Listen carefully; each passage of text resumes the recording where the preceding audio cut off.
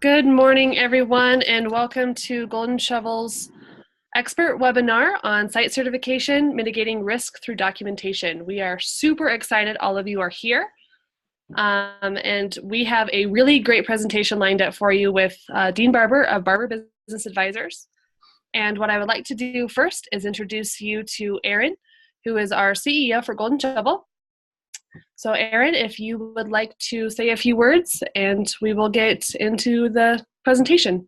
You bet. Hi, everybody. Thank you for joining us today. I'm just really pleased to have Dean Barber here presenting today on mitigating risk through documentation. A little bit about Barber Business Advisors. It's a Dallas-based consultancy that serves economic development organizations and companies nationwide. And BBA provides expert advice to companies seeking new locations from where to operate. So they work for communities to build a better case for more corporate investment and a better business climate.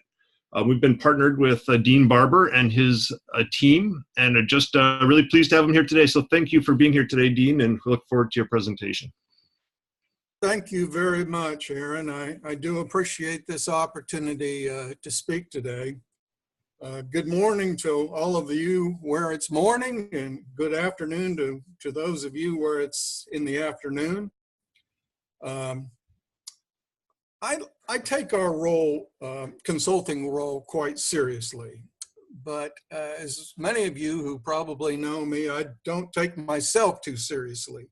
Life is too short for that. My hope today is that you will find this presentation rather fun and interesting, which is why I have resorted to including some rather ridiculous images to make my point. At the very minimum, I want you to think. Thinking is not such an easy thing to do. My wife has noticed that sometimes I sit and think, and sometimes I just sit. Of course, at the end, I'll welcome your questions after this presentation, if, of course, you last that long. I hope you do. This webinar is a curious thing. You cannot see me, and I cannot see you. In some sense, it's a conference call with pictures. You know, I feel somewhat like a boy who plays hide and seek and throws a blanket over himself, thinking he'll not be seen. I hope to be better than that. I'll expect you'll let me know at some point. I'd like to begin this presentation by telling you something that happened to me 16, 18 years ago. It's a true story. I was a newly minted economic developer working for the Economic Development Partnership of Alabama. When I met him, the late Bob Adie was already a living legend. He was considered the godfather of site selection. As some of you may know, Bob was the president of Chicago-based Fantas Consulting. And more than anyone, he's credited with helping turn what was a rather fledgling field into a bona fide profession. I remember showing Bob a piece of property that was near an interchange at an interstate highway. And the property had really good visibility from the interstate. And for Alabama, it was relatively flat. A local government official met us on the property, and he explained its configuration, where the roads could be put in, where the utilities could go, how zoning it industrial would be no problem at all. Afterward, Bob and I are back in my car driving back to Birmingham, and I was feeling rather puffed up. I was feeling pretty proud of myself. And so I said, well, Bob, how'd you like the site? And I'll never forget his response. He says, Dean, I don't think you should have showed me that. I was blown away. I said, Bob, it's a beautiful site. It's sitting right beside interstate interchange, good visibility, great access. What is there not to like? His answer really thunderstruck me. He says, plenty. It hasn't been zoned industrial. Utilities haven't been installed, nor are there any plans to. I just learned from this environment, I just learned from this city official that there's been no environmental due diligence done. Dean, you did not show me a site. You showed me raw land, and I'm not interested in raw land. At that moment, the heavens parted for me. I really saw the light. From then on, I understood that land is not a site. Now, if you get nothing else from the remainder of this presentation, I want you to remember that. Now, just as a mule is not a horse, raw land does not equate to being a site. But here's the good news. Raw land can often be made into a viable site. It takes work and investment to do that, which we'll talk about. Keep in mind, Bob 80 was representing a corporate client.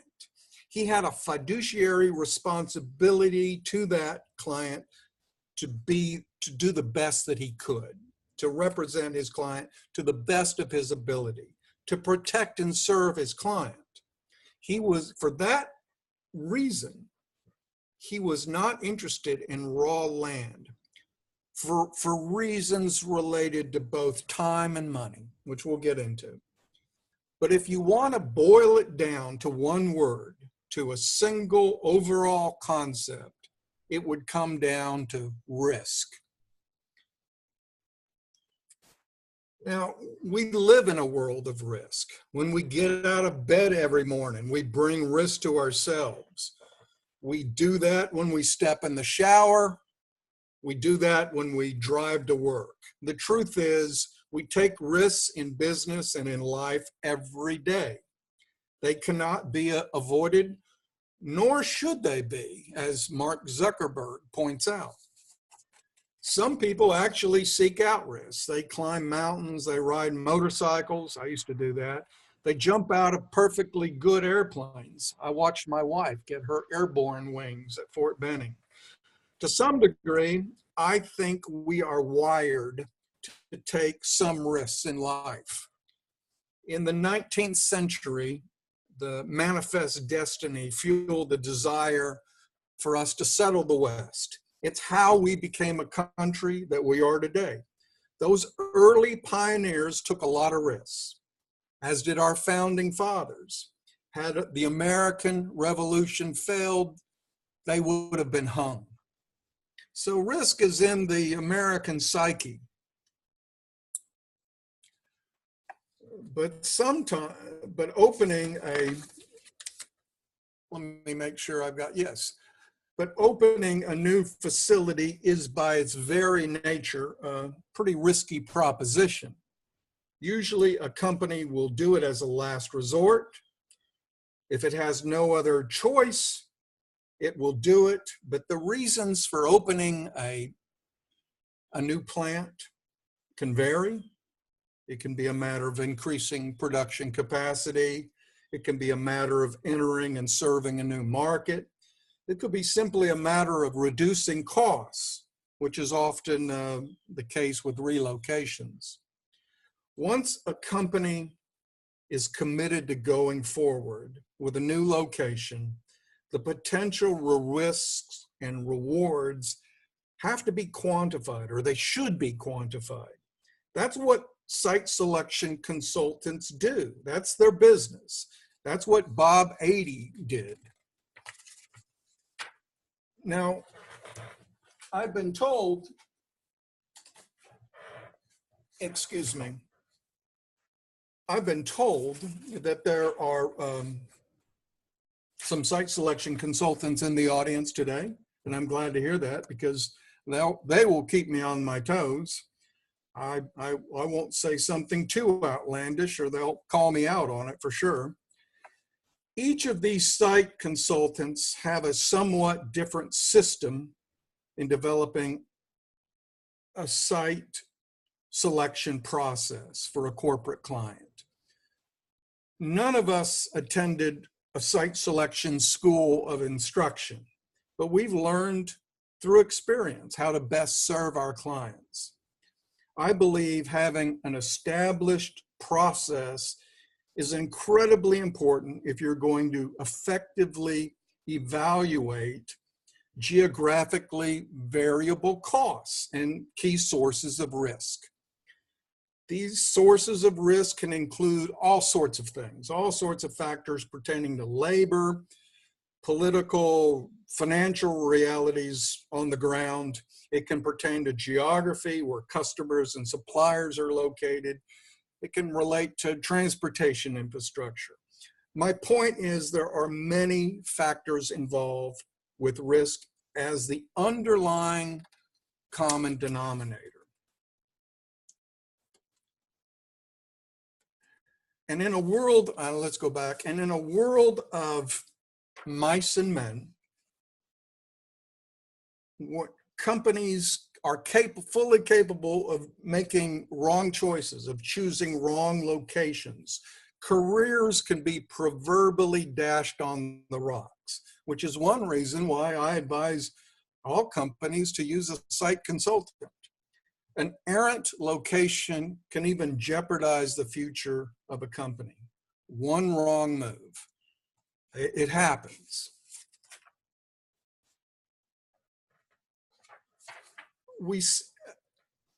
So site selection is by its very nature a process of elimination. It's a risk management tool, and we are trying to find the best and safest place for our clients. Now, we all instinctively know that there is no one place that is perfect for business. Different businesses have different wants and needs. Different businesses will need certain places will better fit for certain businesses than others. These places, in a sense, are safe harbors, they're havens, they're oases. It's here where the risk has been ameliorated, usually as the result of intentional policy. The basis for Barber Business Advisors, our core mission is to help companies or help communities become a better place for business. A better business environment attracts capital investment, resulting in job creation, just as a settlement forms around a desert oasis.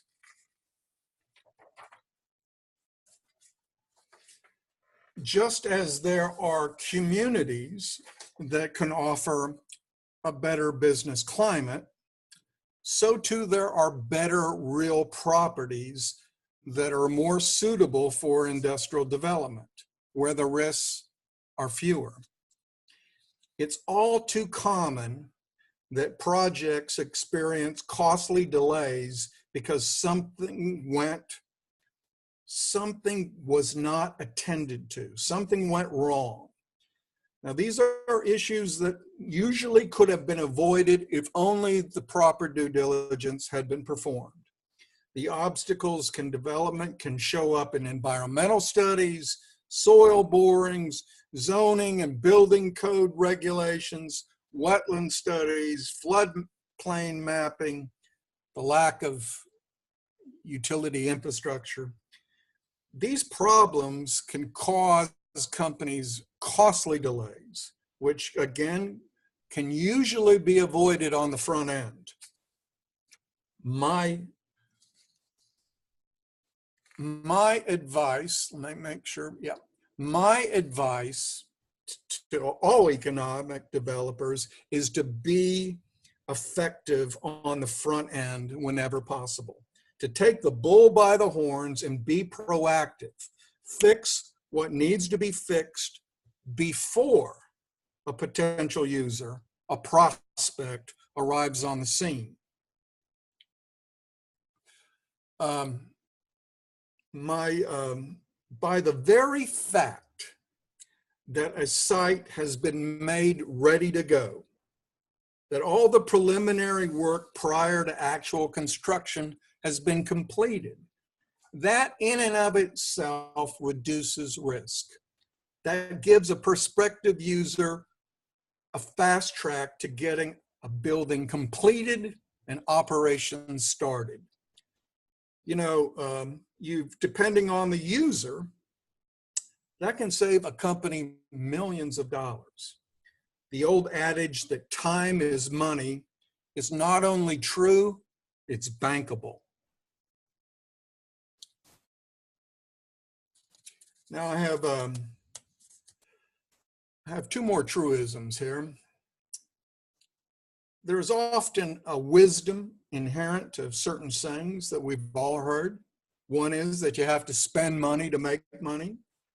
This is so true when it comes to converting raw land into a viable site. Money must be spent for certain things to happen. Site certification is an incremental, step-by-step process that just doesn't happen on its own. People must take action and invest in a site for it to become ready for development. The second statement is not so commonly heard, but I believe to be true. I heard it actually from another consultant, but it's so true, that when a company needs a site, it needed it 6 months ago. Companies are like people. They will delay taking action. They will behave wisely only when they've exhausted all other alternatives.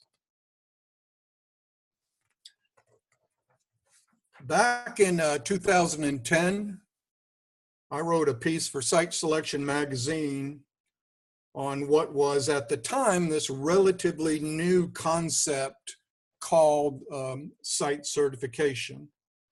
I quoted Mark Williams, president of Strategic Development Group, as likening site certification to a cheeseburger. Mark said, you know what you're going to get. You got your beef, your bun, lettuce, pickle, cheese. You have certain required essentials, and there should be no surprises. Well, Mark was absolutely right. There are required essentials to site readiness. In that same story, I quoted Bob Adey, who lamented that there is no national standard to site certification, and that he viewed some programs as a joke. I also spoke to Jeanette Goldsmith for that article, then with McCallum Sweeney and now in partnership with Mark. And she spoke about these 3 musts that are identified on the screen. I'll talk about each briefly. A site must be available. Now, I know that must sound like I'm stating the obvious, but in my dealings with economic development organizations around the country, I have been informed about properties that may or may not be available. I now think of them as phantom properties, ghost properties. I no longer consider them real. Frankly, I have no time for games, and neither does my clients. A property is either available or it is not. There must be a level of control, and there must be a guaranteed published price. Must be a guaranteed published price that will not increase for whatever reason. When BBA does site certification, we require that the price be locked in for a minimum of 2 years.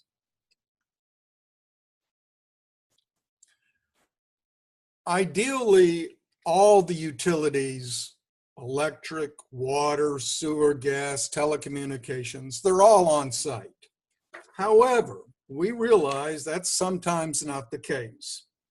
Sometimes utility companies will agree to the completion of the installation of utilities when there is an imminent user, a bird in hand. In those specific cases, what will be required are well-developed plans with cost estimates and timelines, installation schedules. We want to see the engineering documents that demonstrate that the work has been previously planned and approved. Oral promises will simply not suffice. We want the documentation. We want the written guarantee that it will happen by such and such a date.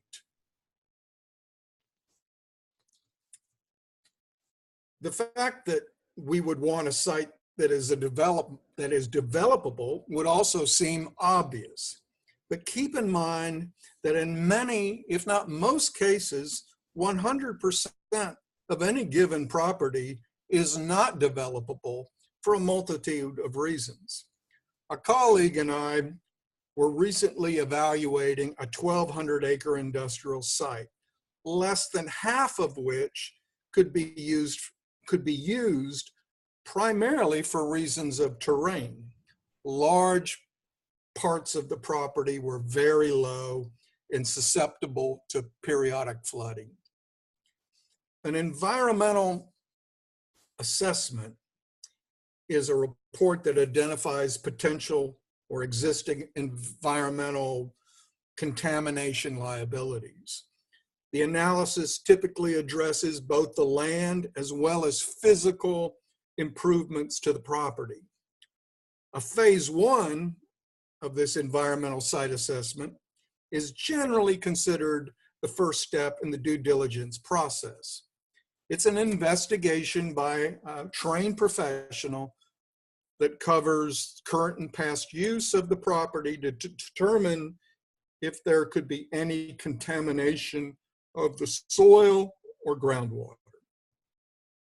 There's also wetlands delineations, soil borings to determine geotechnical conditions, floodplain mapping, archaeological studies, all amounting to an environmental accounting for the property in question.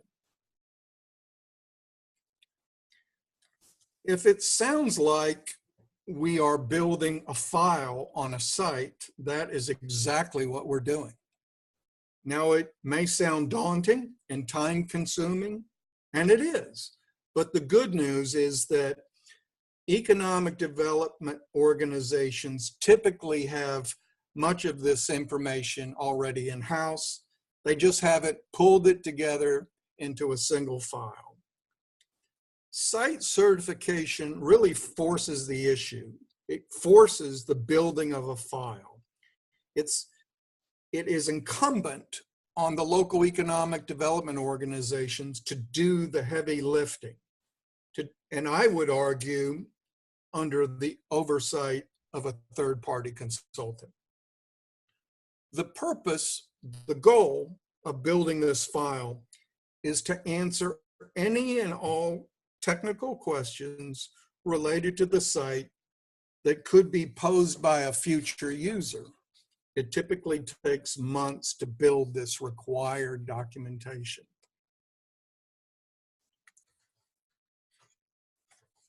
Again, there's no national standard for what site certification is. But for it to have true value, I believe it has to be reasonably robust. It has to have some teeth. Not impossible to attain, but also not a walk in the park. I would be suspect if someone advertised that they had a certified site and then revealed that they were the ones who in fact certified it. I suggest respectfully that there's a built-in conflict of interest with self-certification programs. That's because economic development organizations cannot divorce themselves from their underlying mission of trying to promote and sell the site. So think of third-party certification as not unsimilar to the Good Housekeeping Seal of Approval, which is a limited warranty seal bestowed on products that have been evaluated by the Good Housekeeping Institute. Again, a certification program is to have value. It must have teeth. And I believe third-party verification is a centerpiece to that process, a necessary ingredient. The consultant, whether it's BBA or another firm, will serve as a coach, a judge, and ultimately a jury, but must be willing to tell the local economic developer, no, you're not there yet. You need this documentation for the file. And I'm going to look at it, I'm going to review it, and I will verify it. So in a sense, you know, the consultant is playing the heavy. I joke with people that by the end of the process, you will hate me. So in conclusion, site readiness is a marketing tool for economic development organizations. It should give you a competitive advantage over your competition. You can show, you can document, you can prove, you can make the case that you can save a corporate client time and money. In the end, it's about building a file of documentation to allay fears. So that's what site certification is. I hope I've explained it. I want to show you, that's my team. They're a pretty handsome, with the exception of me, they're a pretty handsome lot. We're here to serve you, and I thank you very much for giving me this opportunity to speak to you today. Perfect. Thank you, Dean. At this point, we would like to open it up to the group for questions. If you have a question, feel free to just type it into the chat box, and we can start reading out some of the questions. But while we're waiting for maybe some of you guys to start thinking of some questions, Aaron, how would you recommend that people kind of relate all of this back together to the importance of storytelling and marketing your areas, specifically to the site selection process? Sure. Yeah. Well, thanks. Thanks again, Dean. What an excellent presentation. And all of the site selection process, it's and the storytelling and how it relates. I believe, in some ways, it's great to hear Dean. You shared so much information through some really solid stories. One thing we know, particularly at this stage in the game where you're looking at properties, is that the site selectors very much want to hear from the other businesses that are in the community, not just from the economic developers. The economic developers are, by nature, there to promote their region, and sometimes having the plant manager there to talk about how they filled those 400 jobs really matters. And so one thought on, as far as this process is concerned, is making sure that that those types of stories that relate to the groups that are doing the hard work in the community has a certain level of authenticity. And I believe that that can add value to the site selection, site selectors and the site selection community when they're reviewing those sites. I agree with you completely, Aaron. Your existing businesses are your best ambassadors. To some degree, economic developers are salesmen, and you could argue they're used car salesmen because all communities are used. We understand that, but those people that are doing business in your community currently, they know they will tell the truth, and they are your best ambassadors because they're walking the walk. They're doing it.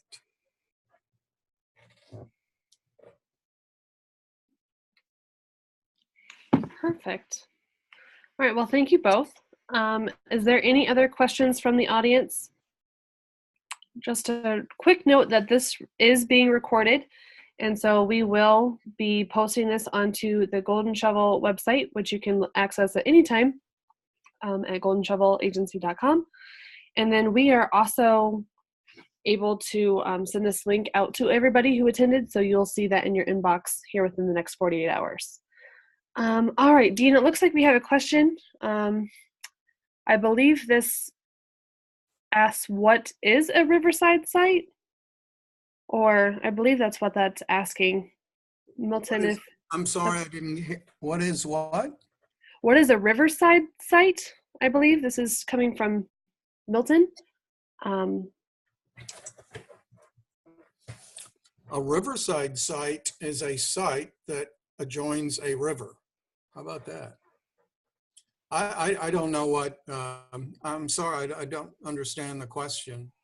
Yeah, I think that's what, I'm not entirely certain. So if Milton, that's not your question, go ahead and retype it and let us know. But we have another one.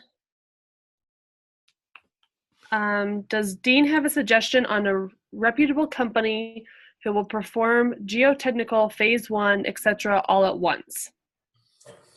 I think those companies, companies exist in every community. I don't think it's difficult to find those geotech engineering, environmental engineering firms in your communities.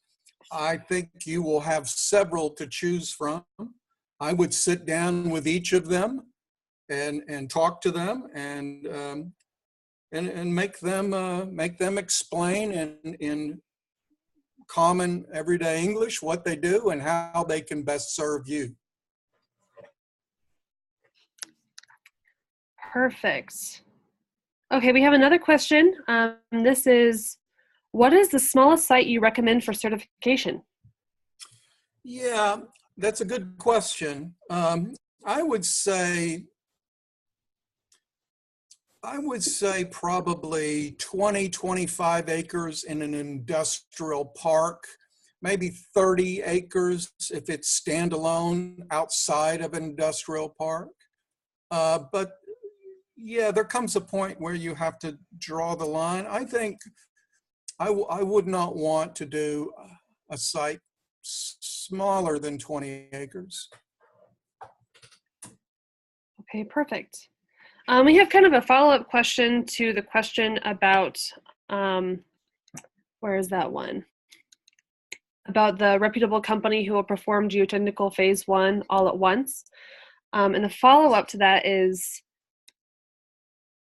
does he like or trust them better than the locals? So is there an actual company that you would recommend to be able to do all of those things at once as opposed to being local companies? Is there a national firm that you would recommend?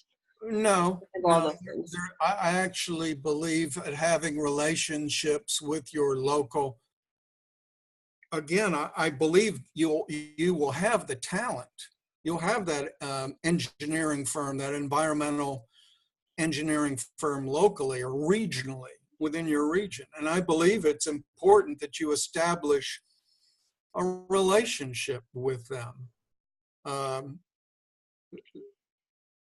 So I'm hesitant to name any national firms to do that. They're out there, but I think you'll find with a little work that you'll find some local talent. Would I trust? An engineering report is an engineering report. I would just as soon trust it if it came from a local source. I just want to make sure, because this is they're professional engineering firms. I am bent on trusting that they are going to be providing good data. Perfect. A follow-up question to the Riverside comment. So being that it's generally on a riverside means that it's in a floodplain. Is that area developable bull, and is it marketable? Wow, there's a lot of bulls in there. All right. Well, that's not necessarily so. If you go to Vicksburg, Mississippi, Vicksburg is right on the Mississippi River and it sits up on cliffs. So yes, typically a river will can expand its banks and put properties in jeopardy. We see that, but you can, but properties adjoining a river are not necessarily prone to flooding. There are properties in communities along the Mississippi River that are very vulnerable, and there are some that sit on high ground. Again, I mentioned Vicksburg. These floodplain maps are available from the Corps of Engineers. They're in 100-year, 500-year, even 1,000-year increments or studies. So these are available from the Corps of Engineers. Perfect. Dean, will you talk a little bit about how financing affects the site certification, especially in relation to USDA? How financing? Yeah, how financing affects the site certification process. Okay. How does that end up incorporating into everything with I've never really USDA and USDA? Yeah. Okay. Well, you're going to have to spend money on the site, and if that will to possibly extend utilities on the site, possibly to grade the site. When I saw the Mercedes site before in Tuscaloosa, Alabama, that was a goat. That was an unbelievable. That was up and down. That was a goat hill. I couldn't believe it. But the state went in and graded the site and made it usable. Did they have to turn to a bond issue to do it? No. But on a local level, it may be bonds issued to. It's an IOU to have the work done. If the site is too expensive to make readily developable, then you have to ask yourself a question: do you want to go down that road? Again, not all sites are developable. Not all portions of sites are developable. It should not be overly costly, and but that is a determination for that's a determination for the local economic development organization to make. In terms of private sources, I would not. I'm not familiar with how the USDA would go about financing such an operation, but I'm sure there are federal programs out there. The question is a little bit beyond me, I'll be honest with you, but there are times when you will not have the money in hand that you may have to borrow the money. I get that. Perfect.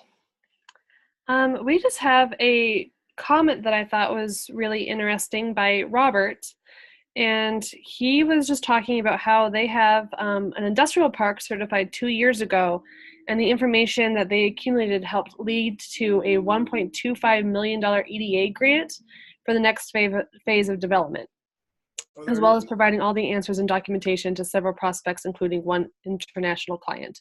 So congratulations, Robert. That's really exciting and speaks well to this entire process. Yep. All right. Is there any other questions? If not, thank you, Dean and Aaron. You guys did a great job today. You can contact Dean at any time. His contact information is up on the screen still. And if you would like to contact Golden Shovel, we will be sending you an email, as we said a little while ago, with the links to this program. So you'll have the recorded webinar as well as the actual slide deck.